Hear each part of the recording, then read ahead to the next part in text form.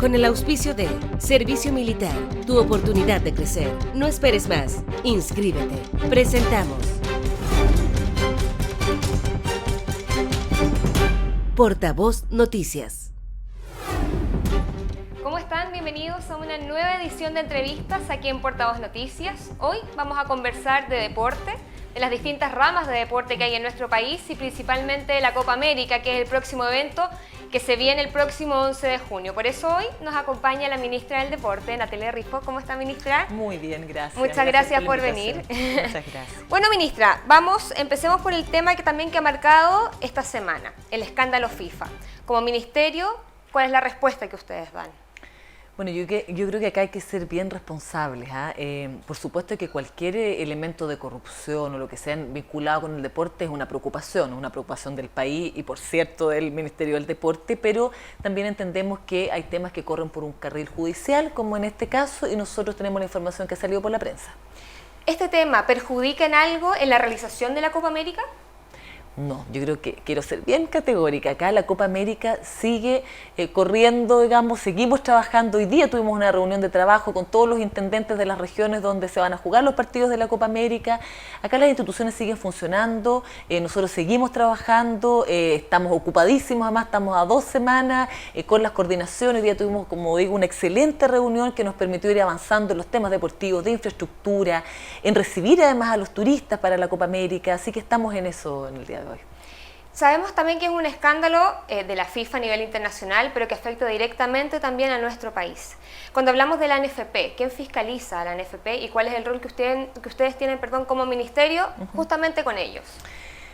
Bueno, como cualquier federación o cualquier organización deportiva, que en el caso de la Federación de Fútbol, por ejemplo, recibe recursos públicos, como cualquier organización deportiva, nosotros como ministerio tenemos el rol de fiscalizar el buen uso de los recursos públicos. Y eso lo hacemos en todo ámbito, es parte de nuestras tareas ordinarias dentro del ministerio, se fiscalizan vía rendiciones y eso se hace con todas las organizaciones que reciben recursos del Estado. ¿Y esto aquí entonces se pasó algo? Es que en este caso en particular nosotros no tenemos relación con esos recursos.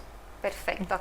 Bueno, ministra, ahora hablando de lleno con el tema Copa América, 11 de junio, 4 de julio, tengo entendido que son las fechas. ¿Cómo va el avance de los estadios? Bien, muy bien. Estamos trabajando en 2 en particular, diría yo, que son los que tienen partidos ahora pronto. Sausalito, que lo inaugura... ¿En Valparaíso? En Valparaíso, sí, en Viña del Mar. Que tiene un partido inaugural el día 3 y estamos viendo si nosotros también antes a lo mejor hacemos algo para poder darle el puntapié inicial a ese estadio que está precioso además.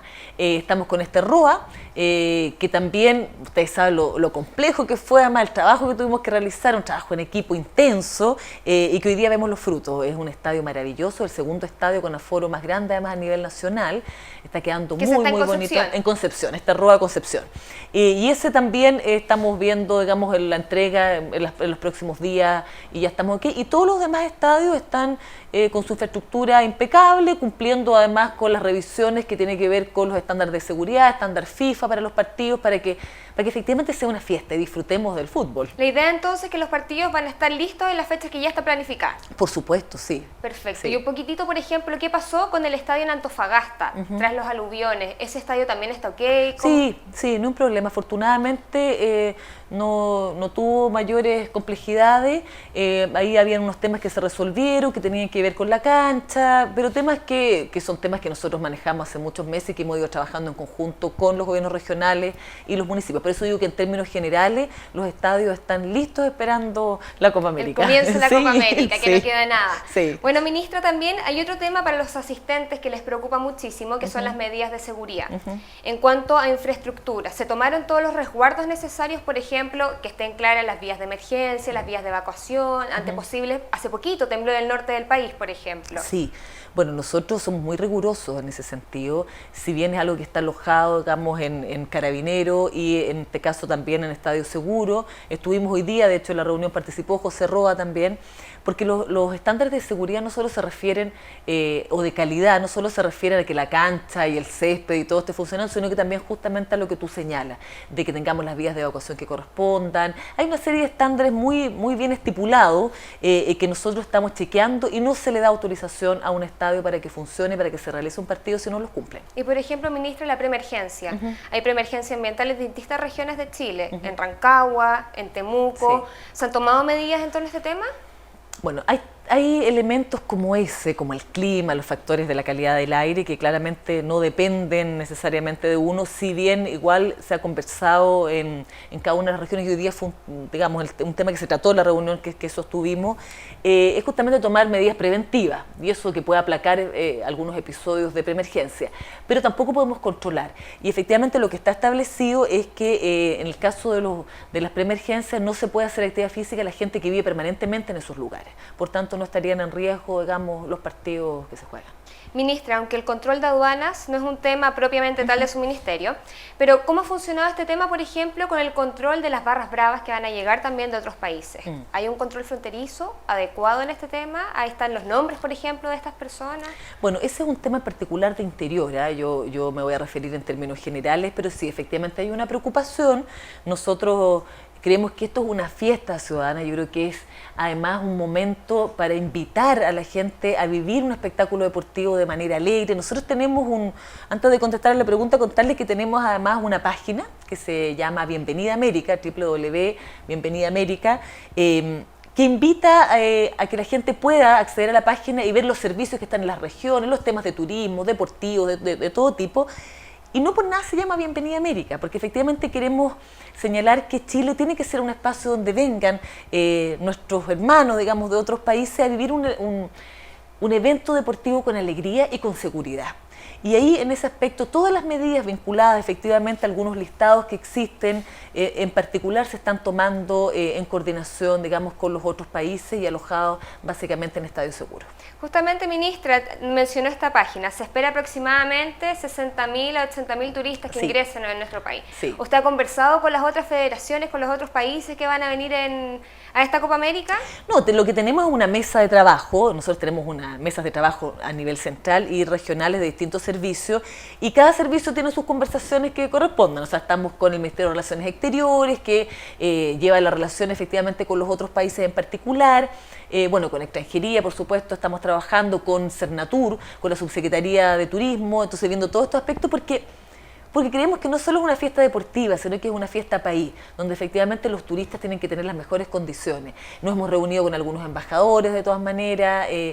Yo insisto, yo creo que es una oportunidad para que la imagen de Chile además sea una imagen acogedora. Nosotros recibimos a todos los países en un espacio de encuentro, de inclusión. Tenemos un video además muy bonito que está en la página, que los invito también a verlo, que hace alusión a la inclusión. Lamentablemente hemos visto episodios, incluso acá en Chile, de discriminación, de xenofobia en el deporte, y eso es impresentable, es algo que nosotros no podemos permitir. Entonces es un video muy bonito de unos niños jugando una pichanga, en realidad, en una escuela. ¿Ese video lo encontramos en la página? En la página, sí. Entonces ellos juegan una pichanga y son niños de distintos países, y que además es real. Es una escuela que queda en el centro de Santiago, donde conviven distintas nacionalidades, y ellos juegan felices, y eso es el sentido que también queremos darle a esta Copa América. Ministra, antes de irnos a una pausa, la inversión, ¿de cuánto estamos hablando más o menos y cuánto también es lo que se espera recaudar? Bueno, lo que pasa es que aquí hay un tema de inversión que tiene que ver básicamente con la infraestructura deportiva, pero que no es una infraestructura deportiva que le queda a las ciudades, no es una infraestructura que nos ayuda obviamente a poder albergar este evento, pero básicamente es una infraestructura que queda no solo para el fútbol, sino que para eventos culturales, para el atletismo. Entonces esa es una inversión que tiene que ver con los estadios. Por otro lado está el ingreso que tiene que ver con los turistas y con lo que dejan en el país en el tema hotelero, gastronómico, y ahí entiendo, no tengo la cifra exacta, pero yo me imagino que con 80.000 turistas podemos pensar que nuestros empresarios gastronómicos y nuestros empresarios hoteleros pueden sacar buenas cuentas. Bueno, ministra, nos vamos a una pausa comercial, pero vamos a seguir hablando justamente de deporte. Nosotros entonces nos vamos a una pausa comercial, pero seguiremos hablando más de deporte aquí en Portavoz Noticias. ¡Fuego!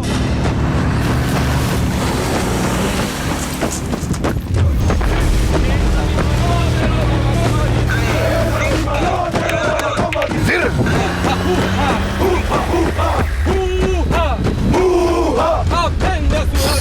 ¡Aprende a sudar! ¡Aprende a sudar! ¡Aprende a sudar! ¡Al estilo militar!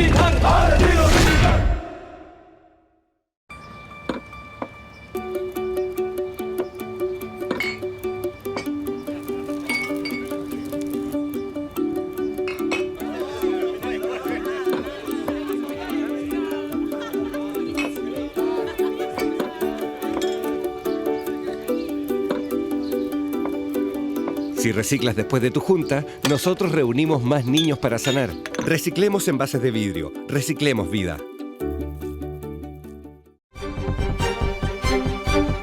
Y regresamos a Portavoz Noticias, seguiremos hablando de deporte, pero no solo tema de deporte, es Copa América, ministra. Hace poquitito fue la cuenta pública, 21 de mayo. ¿Qué le parecieron en temas deportivos, todos los anuncios que dio la presidenta? Bueno, quedamos muy conformes. Creemos que son los énfasis sin desconocer además todo lo que nosotros estamos realizando en otros ámbitos, pero creo que hubo un anuncio ahí en particular, porque bueno, se anunció infraestructura deportiva, que tiene que ver con las escuelas deportivas integrales. Las escuelas deportivas es una medida presidencial que está en el programa de gobierno, que da cuenta del sentido y de la importancia de ir instalando una cultura deportiva en nuestro país. Y por eso fue tan importante que la presidenta lo señalara en su mensaje del 21 de mayo. Las escuelas deportivas que están beneficiando a más de 42.000 niños a nivel nacional, que están en todas las regiones del país, son escuelas que además tienen que ver con la mirada de instalar la cultura deportiva y la adhesión al deporte desde la más temprana edad. Justamente, ministra, eso le quería preguntar. Sí. ¿Cuál es la diferencia con los otros centros deportivos? Porque dentro de los anuncios salió la creación de 11 centros deportivos integrales en diferentes ciudades del país, para que la gente sepa: Arica, Caldera, Parral, Mariquina, Coyhaique, Calbuco, Punta Arenas, entre otras. Sí. ¿Qué es lo que lo diferencia de un centro deportivo que nosotros conocemos a uno integral? ¿Existe alguna diferencia? Sí, bueno. ¿Y qué tiene que ver con estas escuelas? Tenemos las escuelas deportivas integrales y los centros deportivos integrales. ¿Por qué se llaman integrales? Porque efectivamente dan cuenta de una mirada del deporte y el desarrollo de la política deportiva en nuestro país. En el caso de las escuelas, como te señalaba, acuerdos con Junji, comenzar desde muy pequeño, Junji integra hasta los 12 años, escuelas de iniciación, escuelas de especialización deportiva. Y los centros deportivos también tienen esa mirada. Nosotros, para la construcción de estos centros, hicimos casas abiertas en cada uno de estos lugares, para que fuera la propia comunidad del territorio quien definiera cómo querían este centro deportivo. Porque es distinto hacer deporte en Punta Arenas que hacer deporte en Arica.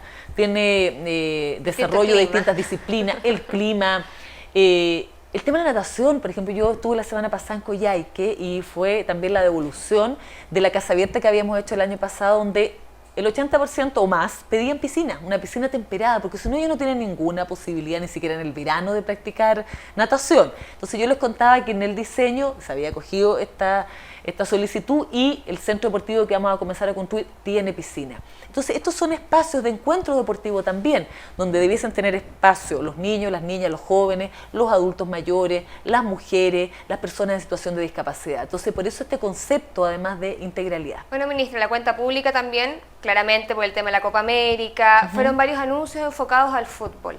Existe una deuda también con los otros deportes en nuestro país. Destacamos en atletismo, por ejemplo, Isidora Jiménez, el remo en Concepción, en Valdivia. ¿Hay una deuda propiamente tal con los otros deportes en nuestro país? Yo creo que acá hay dos elementos, porque a veces lo que uno observa y lo que se ve en los medios es el fútbol, efectivamente, y nosotros desearíamos que se pudiera mostrar también otras disciplinas que tienen un nivel buenísimo, que estamos a un estándar internacional, pero en relación a nuestra política deportiva, para nosotros las otras disciplinas son tremendamente importantes. Y eso se traduce también en el presupuesto que nosotros le asignamos y la importancia que le damos al trabajo con las federaciones, con el Comité Olímpico, con las escuelas deportivas integrales, que no son solo de fútbol, sino que son de distintas disciplinas y también son escogidas por la propia comunidad. Y en el caso, por ejemplo, de Toronto, que es otro gran evento, que si bien no es acá en el país, van más de 300 deportistas nuestros a los Panamericanos, nosotros tenemos una inversión grandísima en la preparación de estos deportistas, o sea, más de 6.000 millones en el apoyo especial a los deportistas que van a Toronto con sus entrenadores, que han tenido sus periodos de preparación, que tienen que prepararse en el extranjero, concentrarse muchas veces en otros lugares. Eso está financiado por el Estado, por el gobierno. ¿Y por qué se difunde tan poco entonces? Bueno, eso tienen que responder a los medios, pues, ¿no? Bueno, nosotros entendemos y sé que hay distintas hipótesis al respecto, bueno, pero yo creo que vamos a avanzar. Nosotros, el año pasado se difundió, digamos, por televisión abierta los Juegos de Sur y tuvo un rating espectacular, tuvimos estadios llenos, además de gente viendo otras disciplinas. Entonces, la gente quiere también ver otras cosas y en eso estamos trabajando. Le pregunto, ministra, justamente, quizás va a sonar un poco extrema esta comparación, pero por muchos años los músicos chilenos dieron la pelea y hoy en las radios se exige un 20% de música chilena. Quizás es una medida un poco extrema, Pero esto también se podría comparar con lo que pasa, por ejemplo, con el deporte en nuestro país. La verdad que yo creo que es un tema bien importante. Si uno mira la experiencia de otros países, que además exponencialmente han desarrollado otras disciplinas que no sea el fútbol, por ejemplo España, que tiene una legislación en torno al porcentaje también y a las horas que tienen que mostrarse otros deportes.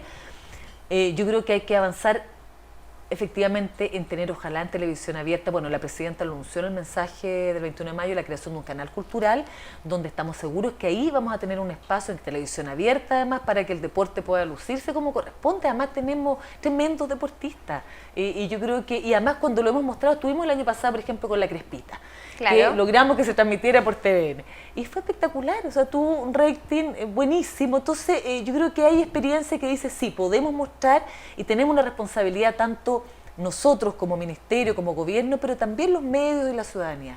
Ministra, ¿cómo es el tema del financiamiento? Hay muchos deportistas en nuestro país que destacan, pero que no tienen la plata para poder superarse, porque ser un deportista también requiere una inversión en equipo, inversión en traslado, por ejemplo. ¿Ustedes tienen algún fondo o algo que, porque por lo general de las veces no es muy difundido, no se difunde mucho, entonces hay mucha desinformación por parte de los deportistas? A ver, yo quiero dejar muy claro que los deportistas de alto rendimiento hoy están financiados. O sea, más del 98% del financiamiento de sus viajes, de sus entrenadores. Tenemos el hotel que está en el Estadio Nacional, donde ellos pueden vivir, deportistas de regiones, está financiado. Entonces, claro, a veces cuando uno ve que un empresario, que está muy bien, que la empresa privada también aporte, pone un poco de plata, pareciera que el gobierno y el Estado no pone recursos, y eso no es así, y eso yo creo que hay que ser bien claro. Nos encantaría seguir avanzando más, pero hoy los deportistas de alto rendimiento en Chile tienen asegurado su entrenamiento, sus viajes, sus competencias. Hoy día los 300 deportistas que van a Toronto tienen asegurado y han tenido asegurado su preparación durante todo el año.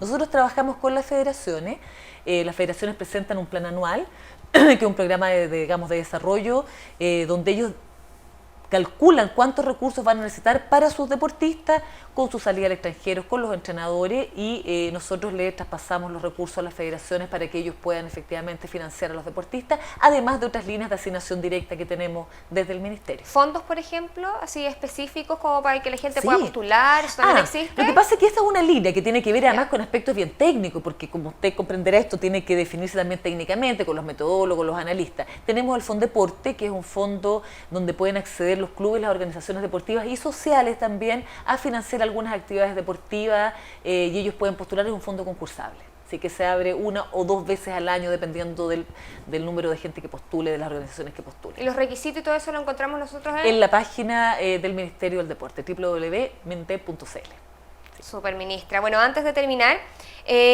usted me mencionaba deportistas de alto rendimiento. Muchos, para poder llegar al puesto en el que están, han tenido que dejar de lado sus estudios, se demoran más tiempo en sacar su carrera, o de frentón no estudian. ¿Qué le parece eso?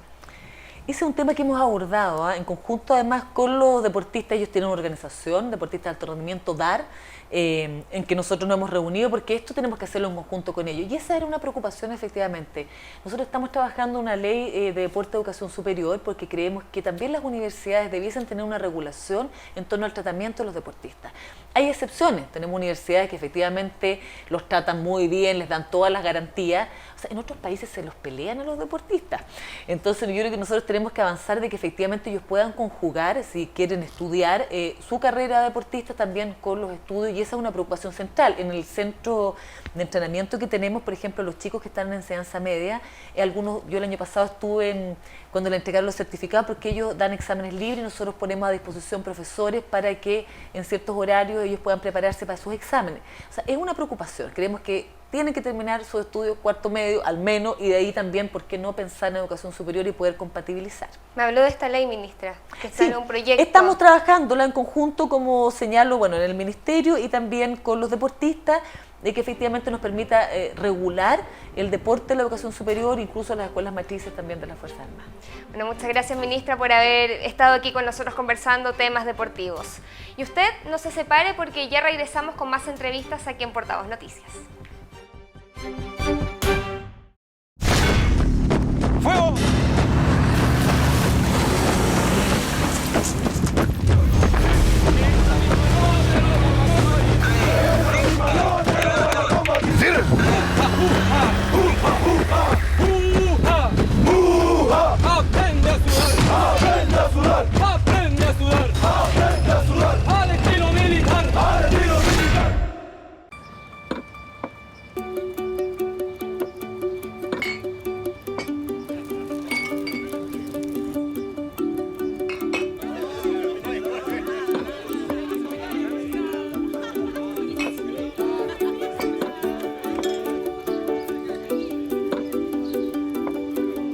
Si reciclas después de tu junta, nosotros reunimos más niños para sanar. Reciclemos envases de vidrio. Reciclemos vida.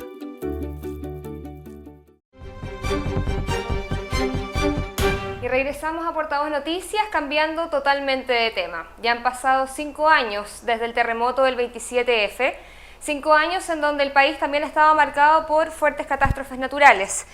El terremoto del 27F fue el segundo más grande de la historia del país, epicentro en el mar, cerca de las costas de Curanipe y de Copquecura. Y hoy nos acompaña una persona que vivió su 27F de manera distinta. Estamos con Denise Quesada. Gracias por acompañarnos en Portavoz Noticias. Gracias. Nosotros nos hemos enterado de lo que ocurrió el 27F por la prensa, por lo que nosotros vivimos, pero tú lo quieres plasmar también de una manera distinta, Así es. a través de un libro. Cuéntenos un poco de qué se trata tu 27F y este libro que próximamente vas a lanzar. Mi 27F se trata de mi experiencia personal, de cómo viví, yo enfrenté el día el 27F. En este caso yo fui a buscar a mi hijo a la zona del epicentro, a 8 kilómetros hacia el sur desde Curanipe. Tomé la decisión de ir caminando. En varios trayectos personas me ayudaron, cuando hice deo me acercaron. ¿Tú sentiste el terremoto en Santiago? Sí. ¿Pensaste que el epicentro quizás había sido aquí mismo, en Santiago? Sí. ¿Cómo te enteraste, en cuánto tiempo te enteraste que había sido en Curanipe, donde estaba tu hijo, tu reacción también? Yo pensé siempre que el epicentro era acá en Santiago. Y cuando a la hora después yo quise comunicarme con mi familia para decir que yo estaba bien, nunca pude. Durante 2 días no tuve cero comunicación con ellos. Me entraron 2 llamadas, una que fue de mi prima de Chillán, que fue a las 3-4 horas después, que me dijo, flaca, ¿cómo está? Y nosotros estamos bien. Y yo recién ahí dije, Chillán está un poco más allá de Curanipe, eso significa que la zona donde está mi hijo corre peligro, pero en ese momento no se sabía si había tsunami, habían descartado tsunami, estaba un poco tranquila. Pero a las horas después, yo creo, a la hora del almuerzo, una vecina bajó con una radio pilas y ahí me enteré, por radio Bio Bio y Cooperativa, que el epicentro ya era en Copquecura, en Curanipe. ¿Cuánto tiempo te demoraste en llegar a Curanipe? 1 día y medio. ¿Y cómo fue ese reencuentro con tu hijo, con tus papás? Tan inexplicable. Yo hasta el día de hoy, el solo pensar o ver las imágenes de nuevo de cuando me preguntan y ver su cara de asombro, porque él me vio y me dijo, mamá, yo pensé que tú estabas muerta. Él pensó que él había alcanzado a arrancar y todas las otras personas estaban muertas, porque lo vio. Lamentablemente, como ese era de noche, pero la luna iluminaba todo, las personas que arrancaban hacia el centro, estaban cerca, vieron absolutamente todo, vieron cómo se salió el mar, cómo la gente no alcanzó a arrancar, la gente que estaba en los árboles, los botes que salieron a la calle, los autos que estaban flotando. Entonces fue todo un proceso. Yo a Matías hasta el día de hoy, hasta hace muy poco, lo tenía con terapia no tan solo psicológica, sino grafológica, para que superara este episodio. Si más bien él no tuvo daño físico, pero yo creo que muchas veces el daño psicológico es mucho mayor que no sé, se quebró el pie. Claro, y un episodio que sin duda te marca a ti y marca a toda tu familia. Han pasado 5 años, como lo comentábamos en un principio, y tú ahora vas a lanzar tu libro, Tu 27F. Sí. ¿Qué es lo que te motiva a contar esta historia y que se haga pública? Primero porque varias personas en las redes sociales, en la calle, han preguntado, algunas personas, ¿y encontró a su hijo? Y a lo mejor personas se quedaron con la historia de que yo iba a buscar al Matías. Otras personas me dicen, ya, pues, ¿y cuándo va a cumplir su promesa? Si yo la escuché en el programa y usted le dijo a Felipe Camiroaga que sí iba a hacer el libro cuando él le preguntó. Habían pasado 4 años, yo no estaba en condiciones emocionales, no tan solo fue un terremoto físico. Yo después del terremoto me separé. En ese momento la persona con la que estaba mi ex, él no me quiso acompañar, ni tampoco me prestó el auto. Él se fue a trabajar ese día después del terremoto. Que ayer me preguntaban, ¿y por qué? La verdad que no me lo pregunté, ni tampoco quise saber el por qué. No pasó, tuve que ir sola, eso significó también a los meses después separarme.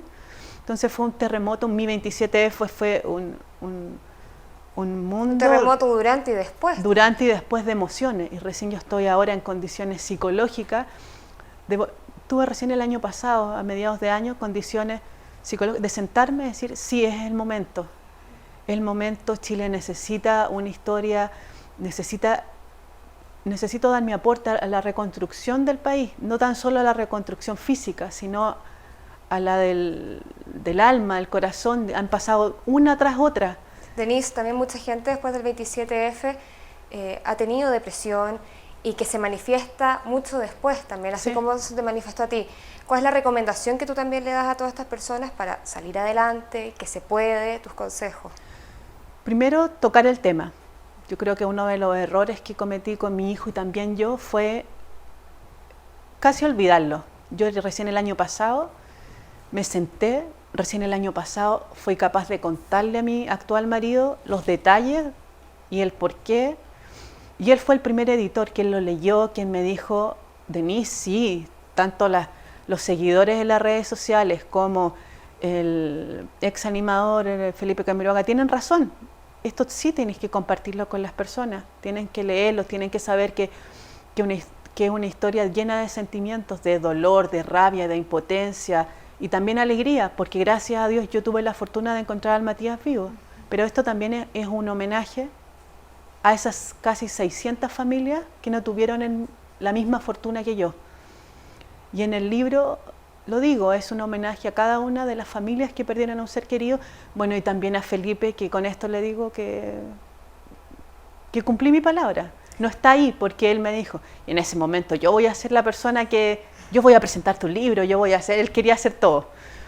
No está, yo fui el viernes pasado al canal a cumplir mi promesa, dije que era un hecho que estaba el libro, y a verlo, no estaba, pero estuve, conté detalles, son 110 páginas, está tanto en inglés como en español, en las plataformas virtuales de App Store, Play Store y Amazon, para que la gente... se puede encontrar en internet. Claro, para que la gente no solo lo pueda leer en Chile, esta es una historia de una mamá chilena, pero mamá hay en todas partes del mundo. ¿Cuándo se lanza el libro entonces y dónde? ¿En qué lugares nosotros lo vamos a poder encontrar? ¿En librería o va a ser solamente por internet? ¿Cómo va a ser? Son 3.000 ejemplares que se van a distribuir por todo Chile. Hasta el momento los nombres específicos de la editorial, de las librerías, no lo tengo. Es un contrato que todavía la editorial no me lo hace llegar. Entiendo. Pero van a tratar de que sean absolutamente todas para que todos puedan acceder a él a un precio módico. Lanzamiento en julio del 2015, fecha todavía no te puedo dar porque depende de algunos cierres comerciales, estamos esperando la respuesta de algunos auspiciadores que quieran Pero julio financiar. Sería entonces el plazo, sí, aproximadamente, para que la gente también lo tenga claro. Sí. Denise, tú mencionaste que cuando te enteraste de este tema de tsunami se había descartado tsunami justamente. Claro. Somos un país marcado por catástrofes naturales. Este año lo vivimos en el aluvión del norte, el volcán Villarrica, el volcán Calbuco. ¿Cómo consideras tú que reaccionan todos los sistemas de emergencia que tenemos como país? ¿Tenemos un déficit de esto? ¿Hay una deuda pendiente? Tengo mi opinión personal y bastante crítica, pero en esta ocasión, y como el libro no va enfocado a eso, que lo digo, creo que no funcionan muy bien. No me voy a explayar un poco más allá, ya habrán otros periodistas que puedan escribir algún libro o hacer una crítica más profunda de los sistemas de emergencia. Está claro que no funcionaron, está claro que porque no funcionaban los sistemas de emergencia, yo arriesgué mi vida y muchas personas, está claro que yo sufrí hasta el día de hoy, fue por eso, porque no fui a carabineros, fui a militares, nadie me pudo ayudar. O sea, toda la información que yo pude obtener fue gracias a ustedes, a los medios de comunicación. Si no habrían sido por los medios de comunicación, yo no habría sabido nunca nada, yo nunca no estaría acá. Sobre todo si somos el segundo país más sísmico mundialmente después de Japón. Así que también hago un llamado al gobierno y las autoridades que mejoren, más que inviertan en los sistemas de alarma, de conocimiento, en especialistas, para que esto no vuelva a ocurrir. Bueno, Denise, te damos las gracias por haber compartido tu historia con nosotros y con la gente que te está viendo a través de estos 23 canales asociados a Arcatel.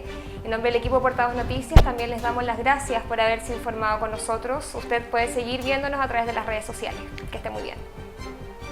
Gracias. Con el auspicio de Servicio Militar, tu oportunidad de crecer. No esperes más, inscríbete. Hemos presentado Portavoz Noticias.